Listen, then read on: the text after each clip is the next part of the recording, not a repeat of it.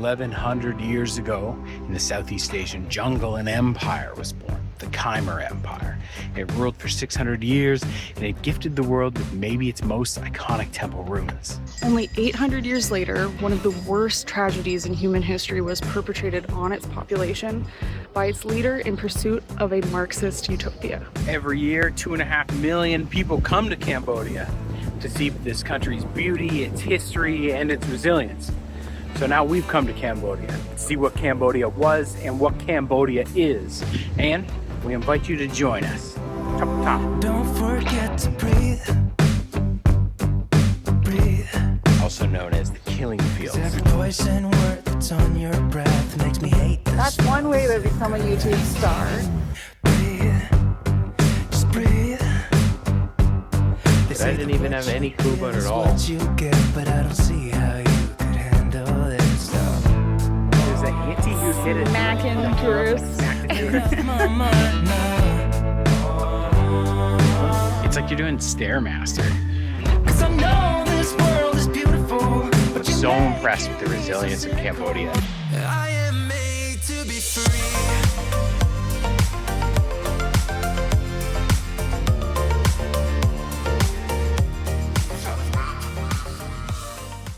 Our Cambodian adventure begins here in the capital, Phnom Penh, which, on first impression, is very nice. They even have a Shangri-La hotel over here, poking out in this wonderful, beautiful park, and our hotel is like just very close by. Very similar to Laos. We do not have a ton of time here in Cambodia. We only have about a week, and we're splitting it between the capital, Phnom Penh, to see its most notorious tourist attraction, dark tourism, the killing fields of Pol Pot. And then we're headed to Angkor Wat, to Siem Reap, because it's maybe the most famous thing in Cambodia. That's actually why we came to Cambodia, was Angkor Wat. It's not along the train route, just like we're close by, so we thought we'd pop over. So yeah, we only have about a week here. So like Laos, it's just gonna be like a little introduction, a little taste, you know, and then if it so captivates us, we'll be back. We're at the Independence Monument, which has that same like Naga architecture that we saw in Laos.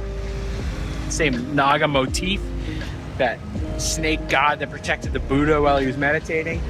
And it's covering the Independence Monument. But that's nice, but it's not really what I wanted to talk about. What I wanted to talk about was our first impression of Cambodia, is that it's significantly more developed than Laos. Like even in Laos capital, there was nothing like this here. It's like beautiful square, park, well manicured, sidewalks. It's interesting to have that like change. That's one way to become a YouTube star. That's so funny.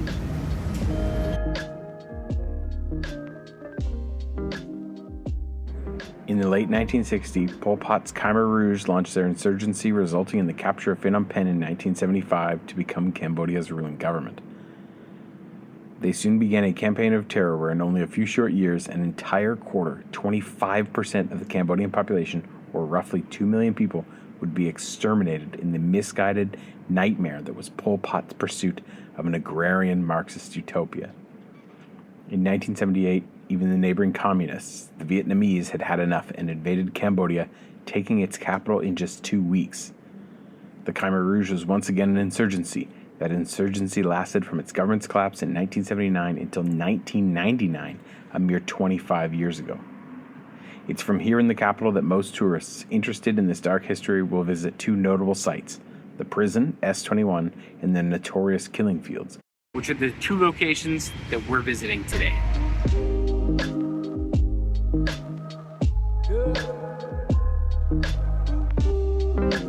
Begin our adventure to these two notorious sites in a tuk-tuk that we've kind of hired for the day.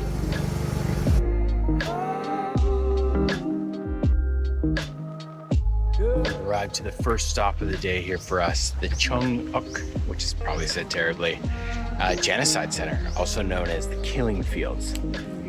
So our tickets here, very luckily, include an audio guide so we get like good and proper context. So let's see what we have to learn here.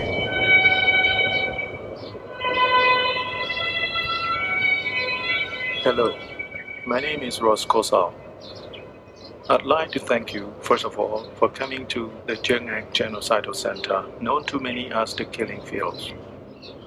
I know this is not an easy place to visit, unlike our beautiful National Museum or Royal Palace in Phnom Penh. But we are grateful that you have come here today to see this place of memory and of healing. Every one of us suffered in one way or another after what happened in our beautiful country on 17 April 1975. That day, the fanatical leader Pol Pot destroyed our world and replaced it with his deranged vision of a pure communist society. Under Pol Pot, as many as 3 million Cambodians died out of 8 million. Wherever you come from, imagine if more than 1 out of every 4 people in your country was killed, and by your own people. That is what happened in Cambodia. Over 20,000 people were murdered right here at Tuol Sleng. Yet this was only one of more than 300 killing fields throughout the country. Today, it's our main memorial site to all who perished. They were executed in cold blood because of hatred, ignorance, and fear, all for a false cause. As we're walking through the paths and getting the descriptions of everything, aside from being ultimately very sobering, there's also a very interesting bit of history that I didn't even have any clue about at all. Once the Khmer Rouge were defeated by the Vietnamese, just years after they took power, the West and the United Nations didn't acknowledge the replacing government as legitimate and instead had the Khmer Rouge, the Red Khmer, at the United Nations for years to come while they were committing these atrocities. And whether that was because of a lack of information, because of ignorance, or because they were upset, particularly America, with their defeat in Vietnam and then not wanting to acknowledge the Vietnamese government, I don't know. But it seems so strange that while these like atrocities were happening, it was still the Khmer Rouge, the Red Khmer, that had a seat at the United Nations. As Pol Pot's paranoia grew, as many as 300 prisoners were killed here in a single day. Today, this place is known as the Genocide Genocidal Center. With its trees and birdsong, it has a peaceful feeling. But as we look down, you'll see the terrible truth in the fragments of bone and cloth at your feet. We're just leaving the killing fields right now, and another excellent audio guide to help guide us through. It's a really terrible location. Really an excellent place to visit, but a terrible place to have to visit. If you're in Cambodia and if you're in Phnom Penh, you have to go. But no time to waste right now. Off to S21, the prison that was before for a lot of people here that sent them here.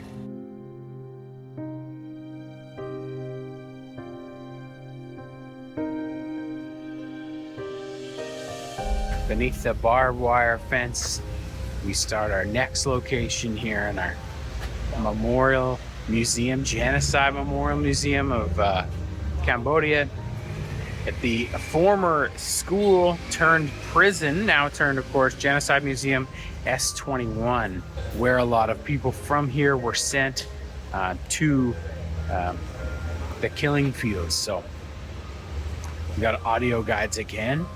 You can do an audio guide, or you can have a guide take you. It's the same price, but we like to go slow. So begins our exploration, and we'll see what we got in store.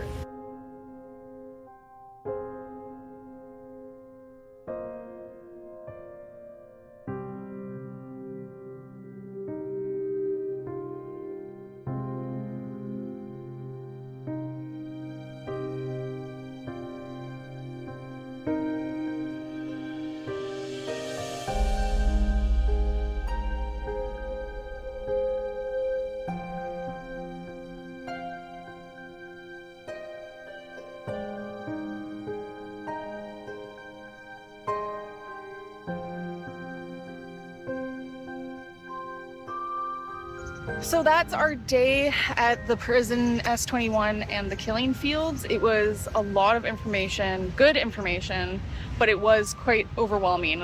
Sometimes it got a little bit graphic, and it's just so sad what happened here. So I'm really glad we learned what happened here and visited those sites, but I think we're done for the day, definitely. It certainly gave us an appreciation, I think, of both the tragedy of what happened here in Cambodia, but seeing it now, the resilience of Cambodia as well.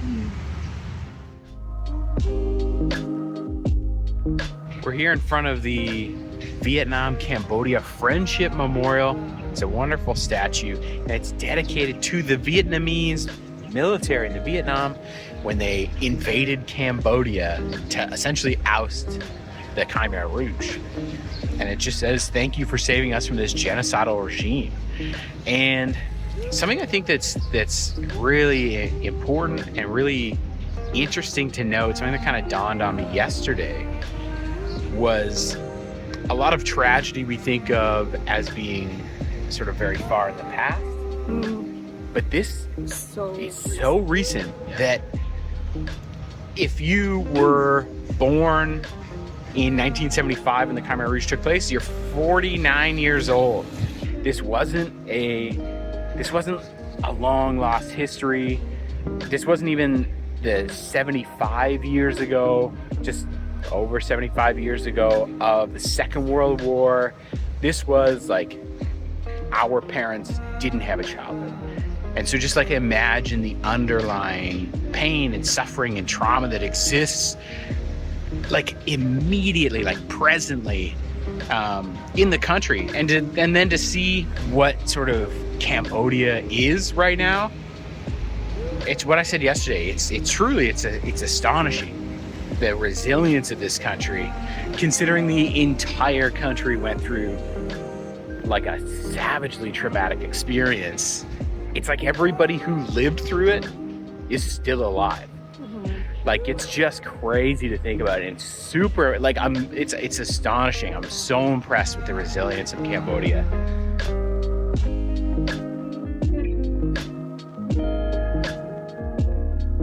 We have come to the Royal Palace. Opulent looking place. Yeah, it's very beautiful. There's lots of different, very beautiful buildings on the grounds, but as you can kind of see by those gates there, we can't actually walk around that much.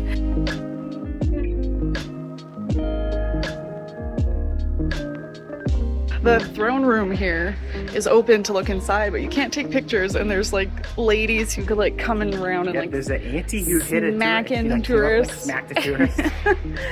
So you can't see inside. You gotta come visit if you want to see inside. Except for this one super sneaky photo I took. Disappeared. Whoa, good work, Tristan. Real fucking secret agent. Oh man.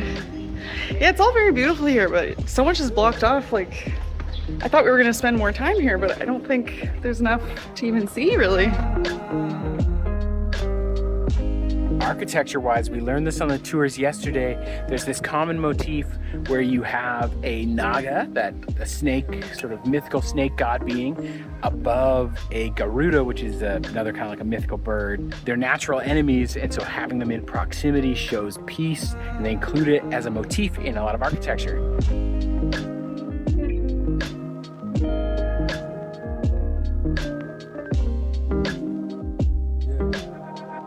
Your ticket also includes the other side, which is the Silver Pagoda, and there's a lot more to see here, which is nice. Like all these paintings and a couple more buildings and the temple itself. So that's nice. More to see.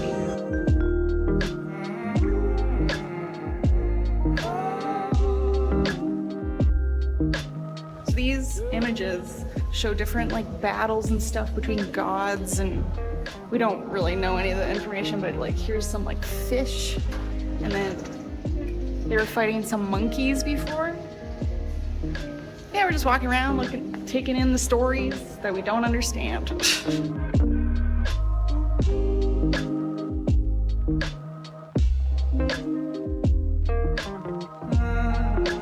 It's called a silver pagoda because its floor tiles are all silver. which was neat. But no pictures allowed, so you can, not for you. But there was actual like relics and stuff in there, a little bit more like a museum, which was nice because we didn't get that over at the Royal Palace.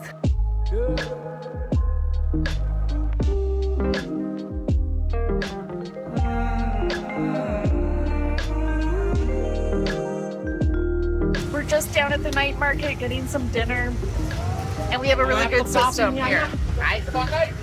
We get dinner from this guy, with a smoothie from this guy, and then we get a banana pancake from this lady. We've done it 3 nights in a row. It's really good, and it's very reasonable. So down here by the night market, it's a great place to grab dinner. It's like $4 For everyone. per person for the line.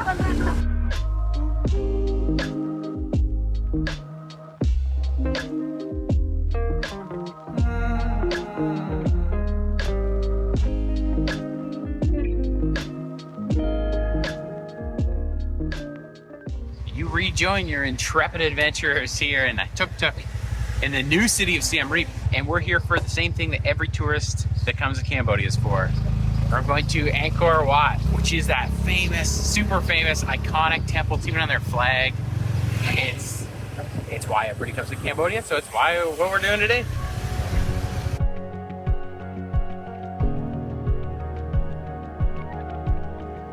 You've got eyes on it. It's so pretty already. It's gorgeous. It's unbelievable. It's so beautiful. It's a little bit foggy this morning too, so it'll be like really nice. Glad we didn't get up for sunrise because we wouldn't have seen it. It's kind of cloudy today.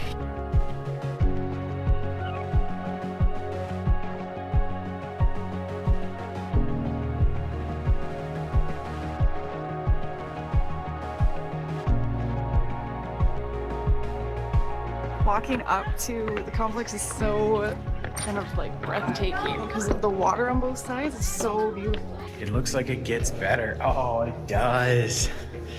As you make your way through that front entry, you enter the like inner courtyard. Guys, goddamn. A little bit of history for you as we enter the ground, start exploring these first temples. This was originally built in the 12th century in the Khmer Empire's capital, Angkor. It is so iconic. It's on Cambodia's national flag, and it's maybe the most well-known like temple ruins probably in the world. It was originally built in the mid-12th century as a Hindu temple to Lord Vishnu, but relatively shortly after, I guess it became a Buddhist temple.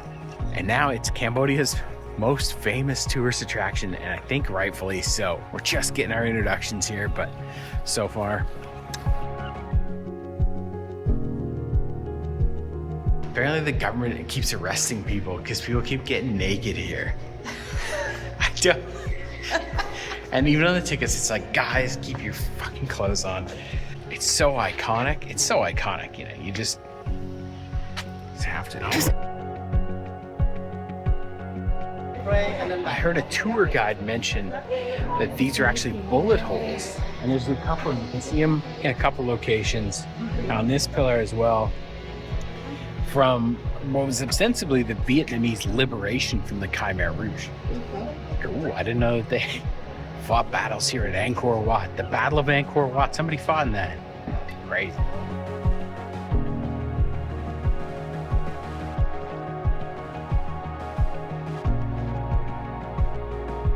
Angkor Wat's the largest religious complex in the world, actually, and it was built by a Khmer king, Suryavarman II, as a Hindu monument to represent Mount Meru, which is apparently a mountain in Hindu belief that where the good deities live.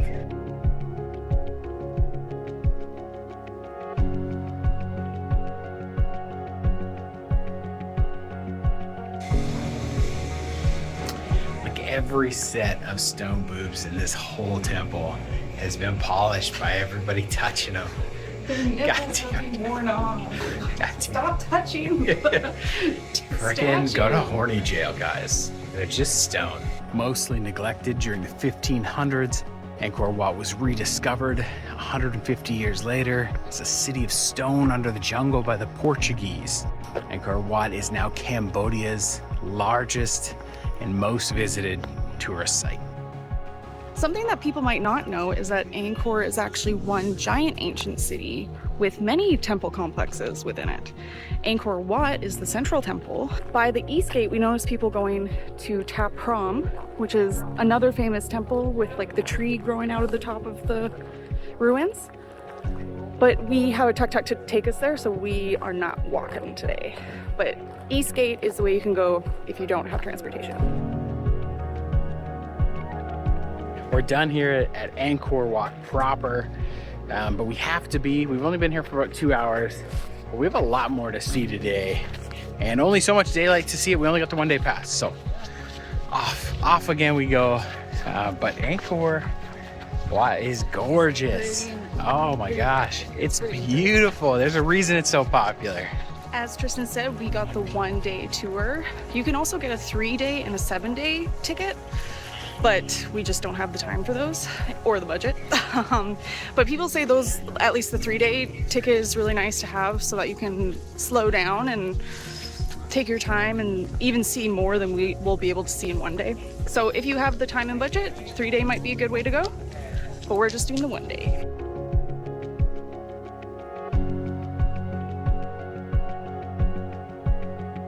The south gate of Angkor Thom, and there's this like gorgeous big beautiful Buddha face across the bridge. It's just stunning. And there's a temple in the woods over here in the jungle, and there are Buddha statues, people on dragon boats.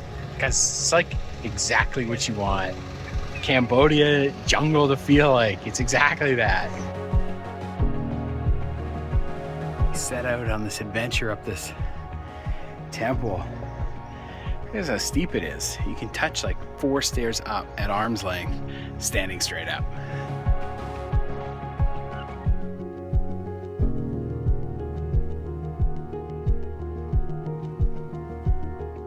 There's monkeys here. We had no idea. We've come to the Bayon Temple, and there's also a smaller temple nearby called the Baboon Temple, and there's monkeys everywhere. Yeah, I didn't even know that they had monkeys. They're like, so cute. Here at all. Yeah. So a little added bonus.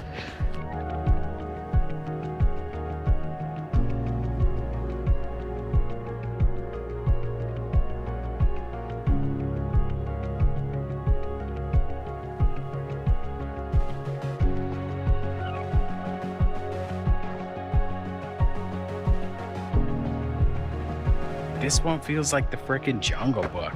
It's like kind of ruins a little bit. There's monkeys climbing around. This is very cool. There's more to Angkor Wat than even I expected.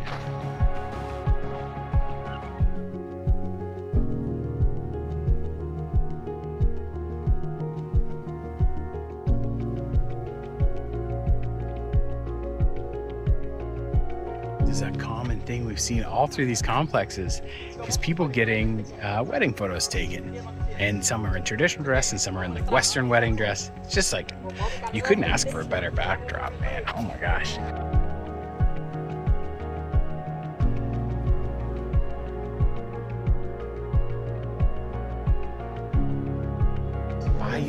This Bayung Temple, it feels like we're in like a Indiana Jones movie.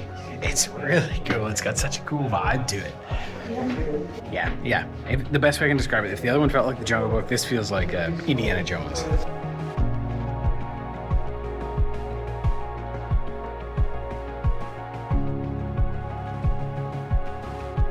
You can hear bats in here. Adds to the Indiana Jones feel. Oh, that's so cool.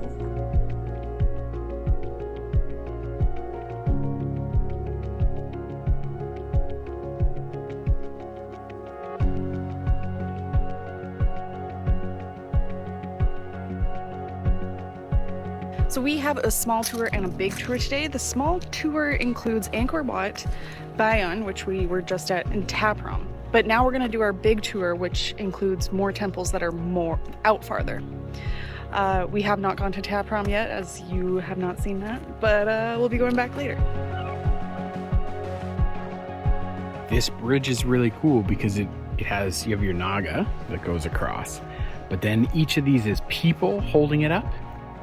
And at the very end, one of these multi-handed persons is holding up like the multi-headed head of the Naga. Very cool bridge. I hope that this video shows as well for you as it feels for us. I know it's hard to share the way that seeing these things makes you feel, but so many things are just like you walk up to them, you see them in the jungle, they're everywhere. This video is just gonna be like temple, temple, temple, temple, temple. As a viewer, hopefully you can understand why we are so excited by this place. It's so cool.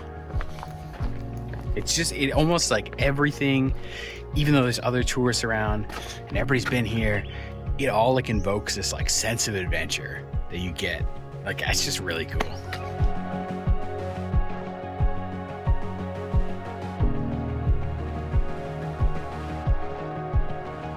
It's pretty obvious that less people visit these temples that are on the outskirts because there's way less people here already, which is cool. It feels like we can explore all on our own. We're the first people to discover it. Who put these wood things here? That's natural. They're naturally there.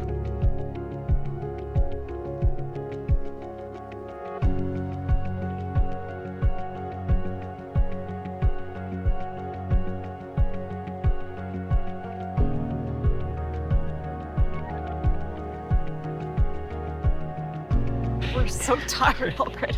Yeah, so it's like because the temple is like, all the temples are just like made out of stone, it's like you're doing Stairmaster the whole time. So we've been to like 4 temples and we're like freaking gassed. So 5 people do a short loop, I guess. Anyways, on to the next one. We have now come to Napong Temple. It's on a lake. It's on a lily pad Cool. covered lake. It's so pretty. There's like lotus flowers and Yeah, it's gorgeous. this is so cool. Apparently this temple's quite small, but it's just like really pretty being on the lake.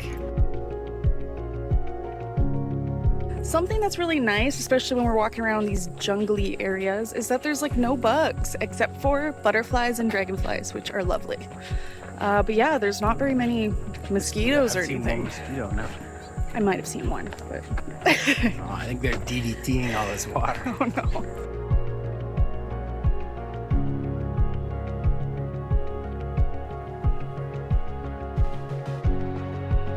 The thing about this area is that there's just like temples randomly, like everywhere. A bunch of little ones. This one, nobody mentioned this one. I hadn't seen it on a map, hadn't whatever. It's just like across the street from the water temple.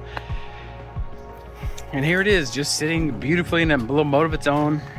And they're everywhere. Apparently there's 1,000 of them. 1,000 of them in the kind of Angkor, which is crazy. You could never see them all, even if you did pay for an extra big tour, which we wanted to mention has been quite enjoyable so far.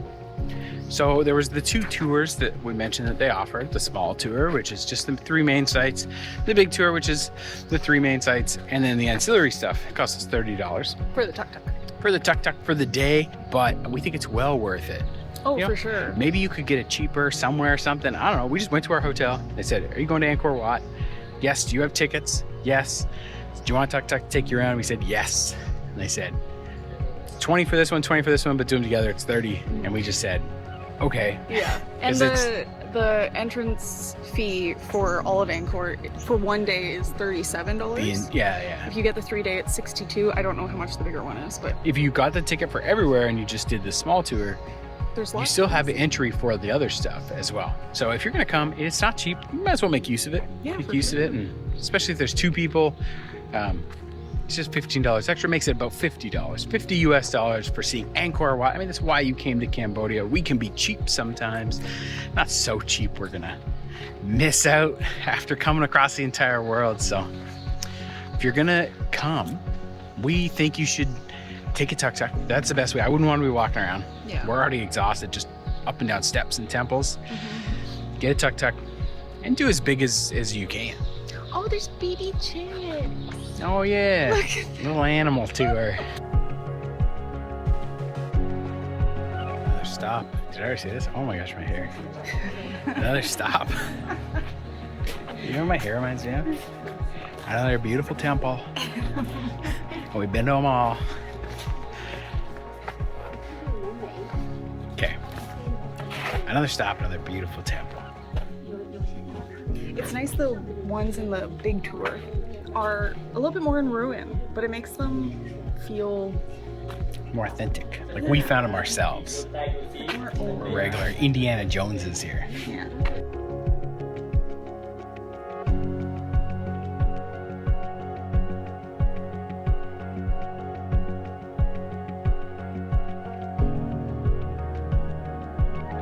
They got to do something to these bodies of water. There's standing water everywhere around us.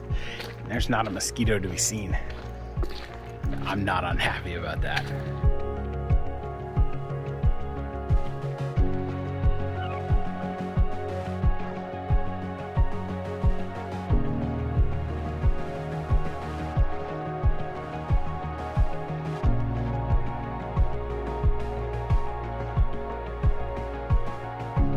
We've arrived at the final stop of our day, the temple Ta Prohm, which is, you probably have seen pictures of the tree vines growing up the sides of the temples.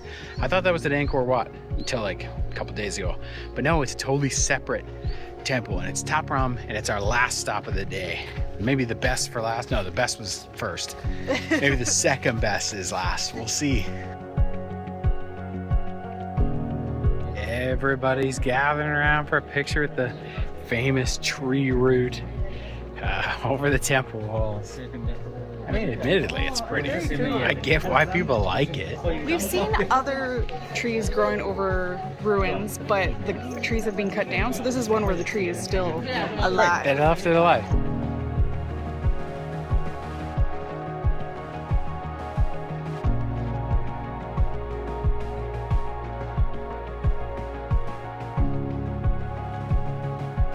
Very cool. And very iconic feeling for what you kind of like want from it. Yeah, there's not just the one tree, there's lots of trees. All going kinds on. of trees growing in and around it, just like what you want. But it just has such that like adventurous feeling, like all the other temples we've been to, but the trees add like a little bit to it. Come on. What are we, like in an old-timey novel about discovering the temples in the Orient? Like, Jesus.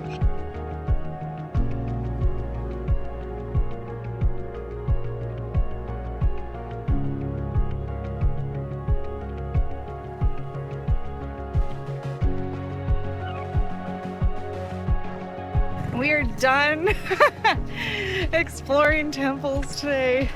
We literally have been going at it for like 9 hours. It's been a long day, but it's done, and it was great, and it was beautiful, and it was really fun exploring. Flew by. It did. Went by really quickly. Yeah. Thought we brought some snacks. Yes, definitely. I would have died. Oh my gosh. If we Yeah. stopped for lunch, we wouldn't have gotten so much done. Yeah, for sure. But yeah, well, so worth it. I'm really glad we did both tours to see more. Yeah, gotta come to Cambodia to see Angkor City or Or whatever. if you're come to Cambodia and you don't see it, Why did you bother coming? come to Cambodia. It's incredible. And so our time in Cambodia came to an end. Cambodia was a country that both saddened and amazed us, but left us with nothing but admiration for the country and mostly the Cambodian people.